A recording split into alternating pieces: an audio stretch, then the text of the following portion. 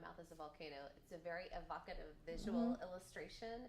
Where do your illustrations come from? Well, you think about that. You can tell a child over and over again, don't interrupt, don't interrupt. You're interrupting. Or you can read them, my mouth is a volcano, and then you say your mouth is being a volcano. Oh, they get that. The illustrators that I use can draw. See, you would never want, like, I write up here, but I illustrate down here. So if I illustrated my own work, it would be a very average book. But I have illustrators that can draw what's in my head better than I could ever imagine it. So if you can write really high and you can find an illustrator who can draw better than you can write, then it really makes a great book. But the book has to be able to stand alone with just the words. Like, I have to be able to read a book to a kid, and if I can get their eyes to twinkle, then I know it's a great book. If they're looking around at the ceiling tiles, it's not good enough, because it has to stand alone on just the words. And then if you put a really good words with even better art, you have a fantastic book. So what's your favorite book that you've done so far? Probably Making Friends is an Art, because it talks about, it's a color respectful book, but it's also a book that on relationships. And I have used it in corporate training on how to teach adults how to get along better in the workplace. So, everybody on the planet either is a child or they've been one.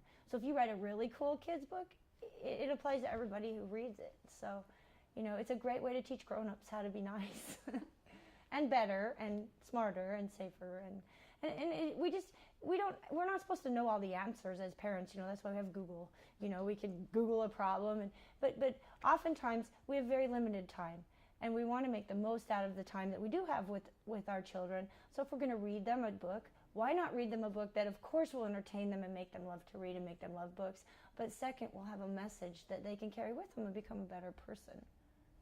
That's the sound right, though. Do you mind if I jump in with Oh, God, no, not at all. Just for TV purposes. Yeah. Could you just remain looking at Joy?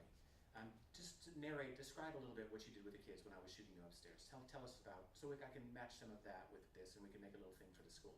So when I talk to a group of kids, I talk to them about how I became an author, and then I read to them, and they become part of the book too, and part of the story. I have a book called Smarter Than the Scoopers, and it's about not getting kidnapped. Now, that's a very scary topic, and the last thing we want is for our kids to be scared. So I tell them, most people out there are nice and kind, and they would never hurt you. There's only a few scoopers out there. So I wrote a book that I found out what all those scoopers were doing, and then I wrote a book to make you smarter than they are. Are you ready to get really smart? Now, these books, they tell kids not what could happen to them, they tell them what they can do to keep it from happening. That's proactive as opposed to reactive. Okay? There's one book called Ricky's Sticky Fingers, and it's about stealing. And when an item goes missing, Dominic Russo's ninja guy goes missing. The teacher says, "Class, Dominic Russo's ninja guy jumped out of my special box, and he's trying, and we can't find him. He woke up from his nap. Everyone look for him. Make sure he isn't trying to hide out in one of your pockets." The teacher blames the item, not the child. They don't say, "Did you take that?" By blaming the item and not the child, they're reacting proactively as opposed to reactively when it comes to stealing. So the kids are engaged because we go from talking about being an author and how they can be authors, and I show pictures and books that kids have actually written. I have a 13-year-old's novel that I hold up, and I talk to them about, publishers, they don't care how old or young you are. They care if you have ideas and you can put them on paper.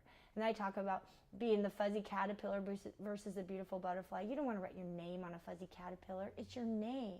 You want to work hard so you can write your name on a beautiful butterfly, because you have to be proud of who you are. And, so I talk to them about that and how they can be an author, and some publishing companies only publish kids' works.